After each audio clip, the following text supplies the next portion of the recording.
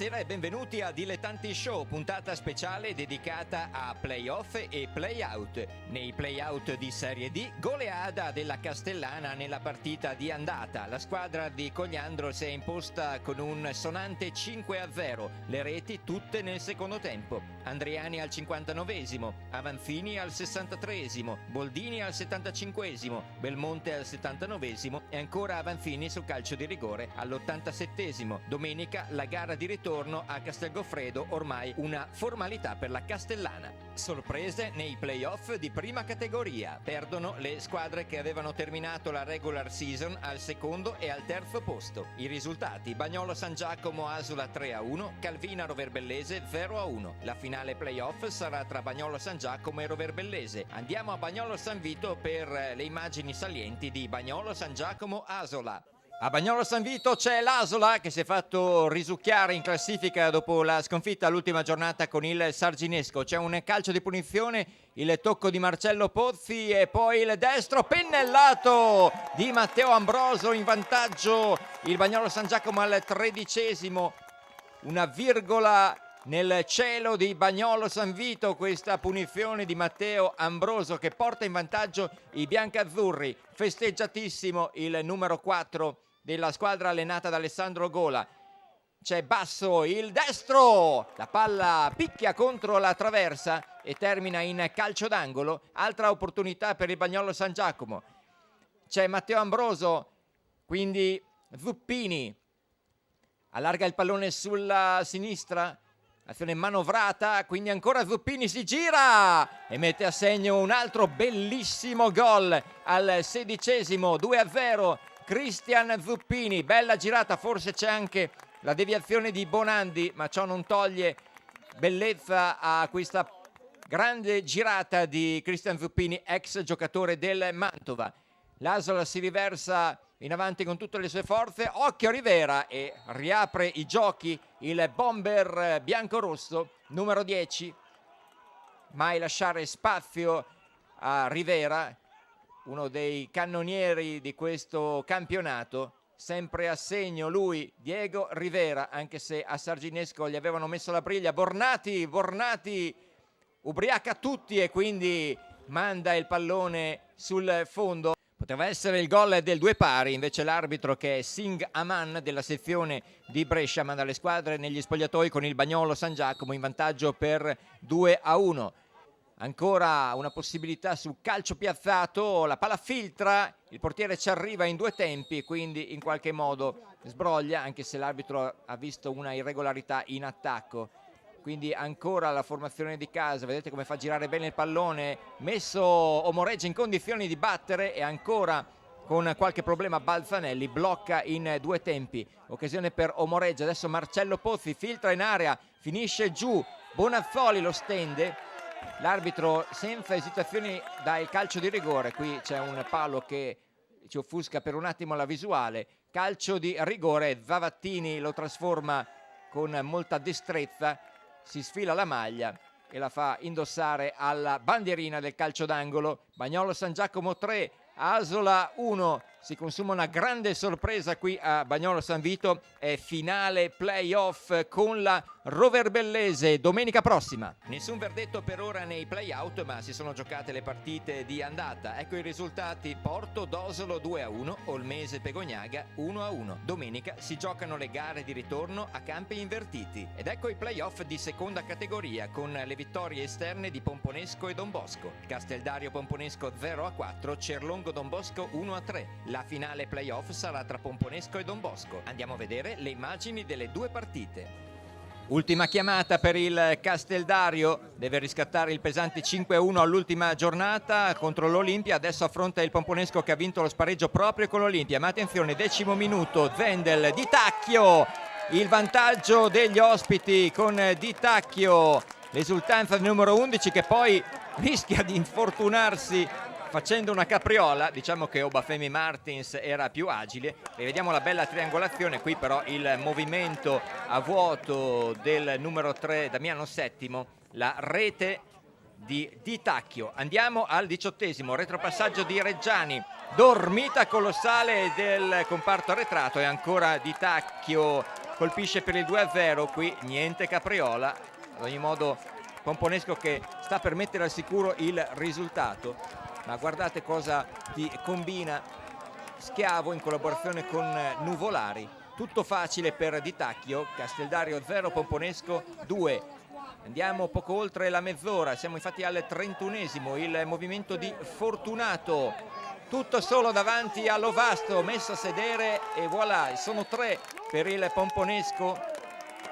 La danza di Fortunato, il Pomponesco vede la finale playoff.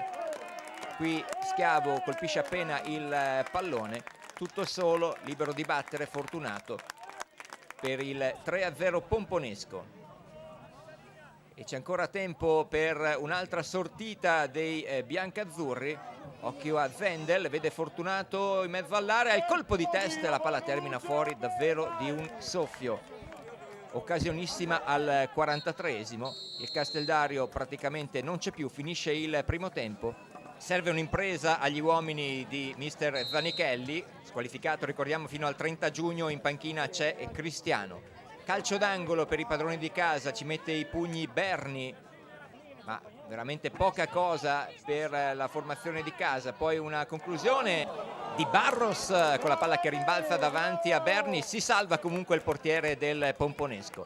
Andiamo al 10° minuto, ormai la squadra del Casteldario ha le gambe molli, idee pochissimo lucide, tutti fermi.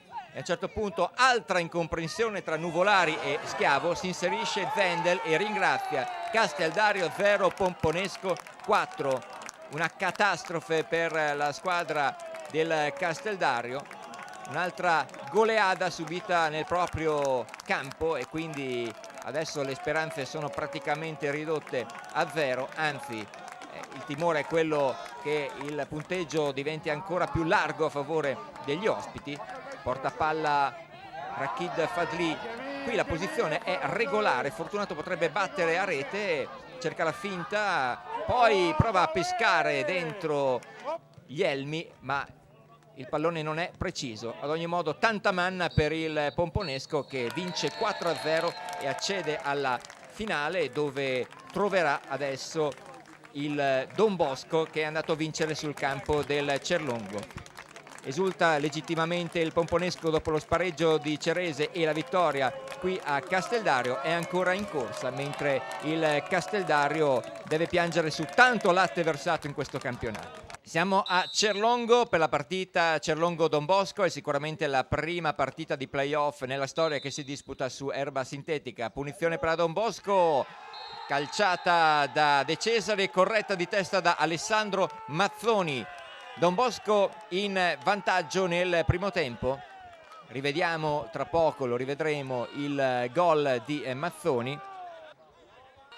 La pennellata di De Cesari, il colpo di testa di Alessandro Mazzoni che anticipa tutti. C'è un altro Mazzoni con il numero 10 nelle file del Cerlongo, è Claudio. Qui il portiere della Don Bosco si salva, siamo già nel secondo tempo. C'è poi un calcio d'angolo. Occhio in mezzo all'area, c'è Bassi che coglie il pari per lo Sporting Cerlongo. Tutto da rifare in questa partita, 1-1. Rivediamo, è arrivata su calcio da fermo l'azione che ha condotto la squadra dello Sporting al pareggio.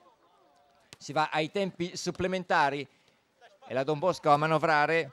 Alessandro Mazzoni, quindi il pallonetto di Benatti e Don Bosco di nuovo in vantaggio. Rivediamo questo pallonetto che trova fuori posizione Rosa. Giocatori che stramazzano al suolo per la stanchezza e anche per l'esultanza. Vede il traguardo la Don Bosco, ma lo vede ancora di più quando nel finale ottiene anche un calcio di rigore per questo intervento. L'arbitro è inflessibile, indica gli 11 metri e dal dischetto Alessandro Mazzoni non sbaglia, spiazza Rosa. Cerlongo 1, Don Bosco 3 dopo i tempi supplementari.